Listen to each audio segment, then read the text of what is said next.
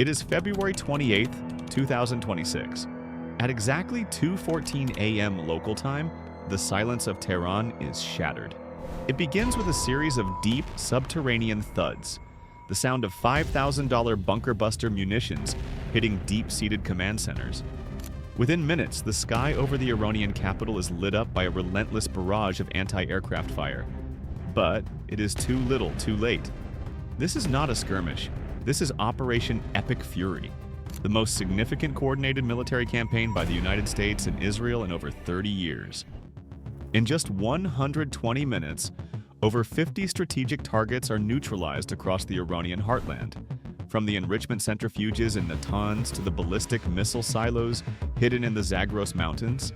The infrastructure of the Islamic Republic is being systematically dismantled.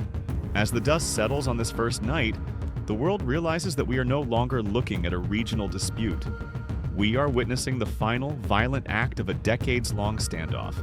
And the geopolitical map of the 21st century is being redrawn in real time.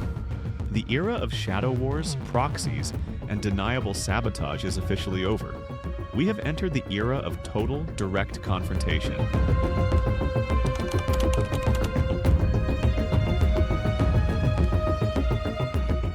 To understand how we arrived at this apocalyptic threshold in March 2026, we have to look back at the collapse of the preceding year.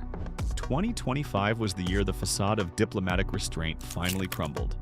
For years, the international community clung to the hope of a revived nuclear deal, a framework that could potentially bring Iran back into the global economy while ensuring the safety of its neighbors. But by the spring of 2025, that hope had become a dangerous delusion. The Iranian economy, besieged by years of suffocating sanctions, was in a state of terminal decline.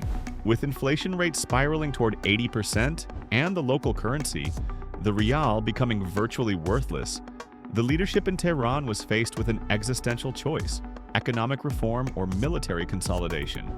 They chose the latter. The Revolutionary Guard, IRGC, tightened its grip on the state, effectively turning the country into a command economy geared entirely toward military survival and the export of regional instability. Behind closed doors, the intelligence gathered by Western agencies became increasingly alarming. The red lines that Jerusalem had etched into the sand, concerning the enrichment of uranium to 90% and the development of long-range intercontinental delivery systems, were not just crossed, they were ignored. By January 2026, satellite imagery confirmed the worst fears of the international intelligence community. Iran had achieved a breakout capacity that effectively reduced the time needed to produce a nuclear device to a matter of weeks or even days. The diplomatic response, led by the Trump administration, shifted from maximum pressure to what was internally termed final resolution. In a series of high-stakes summits in late 2025, the U.S. demanded an immediate international inspection regime that went far beyond anything Iran had ever agreed to.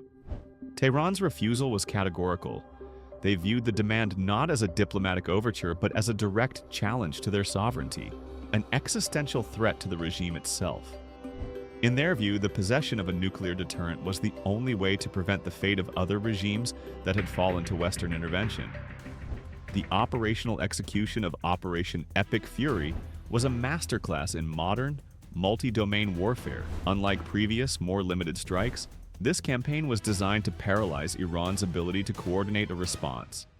The first wave utilized massive cyber attacks, so-called blackout operations, that targeted the SCADA systems governing Iran's power grid.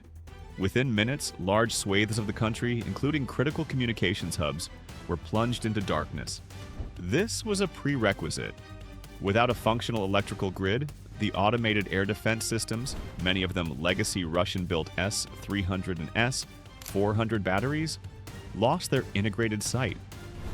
As the grid went down, the second wave arrived. Hundreds of stealth F-35s and F-22s, supported by long-range B-21 bombers, struck from multiple vectors. They didn't just target the known nuclear sites like Natanz or Fordow, they targeted the decapitation nodes, the command and control centers of the IRGC. The strategy was clear. If you can break the chain of command, you can prevent the mobilization of the thousands of missiles and drones that Iran has spent years stockpiling. Yet, the Iranian response, Operation True Promise 4, was far more aggressive than many Western analysts had projected. The IRGC had anticipated a strike, and their posture was one of total retaliation. As the first Western bombs hit Iranian soil, Tehran unleashed a swarm of thousands of suicide drones, low-cost, low-altitude weapons that rely on saturation to overwhelm even the most advanced defense systems like Israel's Iron Dome. The theater of war expanded instantly. This was no longer just Israel versus Iran, it became a regional inferno. The IRGC launched salvos of ballistic missiles against U.S. military hubs in Kuwait, Qatar, and the United Arab Emirates. The objective was to force a regional collapse, hoping that if they made the cost of war high enough for the Gulf states, the U.S. would be pressured into a ceasefire. The Strait of Hormuz became the most dangerous mile on the planet. For 48 hours, the global energy markets were in a state of absolute paralysis. Oil futures skyrocketed to over $180 a barrel.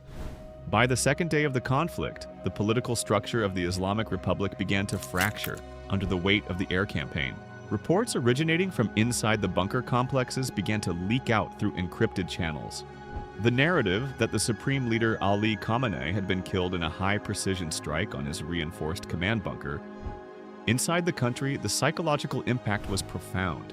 The strikes did not result in a rally around the flag effect. Instead, in cities like Mashhad, Isfahan, and even parts of Tehran, long-dormant protests reignited, not just against the foreign intervention, but against the regime itself. The people, seeing their infrastructure destroyed and their future burning, began to view the IRGC not as protectors, but as the architects of their ruin. Iran now faced a dual-front war, one against the combined air power of the West, and one against an internal uprising that had been simmering for years.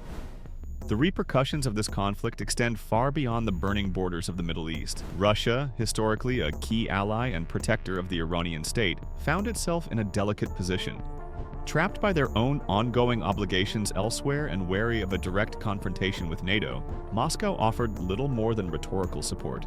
Beijing, meanwhile, which relies heavily on Iranian energy imports, signaled a shift toward neutrality. For the United States, the conflict represents a high-stakes gamble to restore the regional order. For Europe, the situation is desperate, as the sudden volatility threatens to trigger a cascade of inflation. The era of cheap oil and regional complacency has ended. We are forced to reckon with a world where the most vital energy-producing region is no longer a stable chessboard, but an active crater.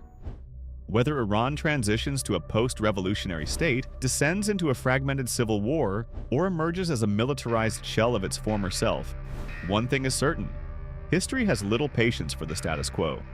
We are watching the birth of a new Middle East, and the world is holding its breath to see what emerges from the ruins. The question is no longer whether Iran will change. It's what will be left of it when the smoke finally clears. What do you think? Was this massive military intervention the only way to ensure long-term stability? Or have we just opened Pandora's box for a wider global conflict? History will judge these decisions, but for now, the world remains in a state of unprecedented tension. Let me know your thoughts in the comments. Thank you for watching, and I'll hope to see you again soon.